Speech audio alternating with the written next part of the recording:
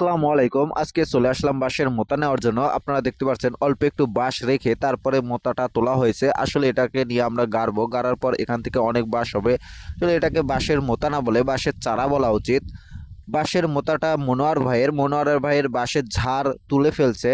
মনোয়ার ভাইকে বলছিলাম, ভাই আমার একটা বাঁশের চারা লাগবে। তারপর মনোয়ার ভাই বলল, আচ্ছা ঠিক আছে আমি তুলে রাখবো, তুমি আসি নিয়ে যাও। মনোয়ার ভাই ভেকু দিয়ে তুলে রেখেছিল, কিন্তু বাঁশের চারাটা সাইজ করা ছিল না। এর কারণে আমি শাবল এবং কুড়াল নিয়ে গিয়ে বাঁশের চারাটা সুন্দর করে সাইজ করে নিয়ে আসলাম। নিয়ে আসার পর বাঁশের চারাটা আমরা ভিজিয়ে রেখেছিলাম। ভিজিয়ে রেখে যেখানে গাড়বো এখানে গর্ত করেছিলাম। আগে গর্ত করে গোবর সার দিয়েছিলাম। গোবর সার দিয়ে সুন্দর করে আগে প্রস্তুত করে নিয়েছি। নিয়ে আসার প্রস্তুত করার পর বাঁশের মোতাটা আমরা গাড়তেছি। আসলে বাঁশের মোতা গাড়ার ভিতরে অনেক কৌশল আছে। আমি আসলে বাঁশের মোতা কেমনে গাড়ে এটা জানি না, এ কারণে শামীম এবং নলম ভাইকে দ্বারা বাঁশের চারাটা গেড়ে নিলাম।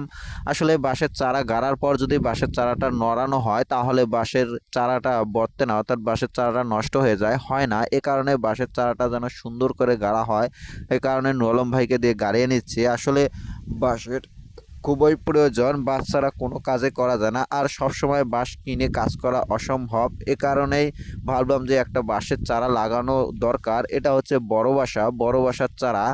বাঁশের চারাটা লাগানো অনেক সুন্দর হয়েছে।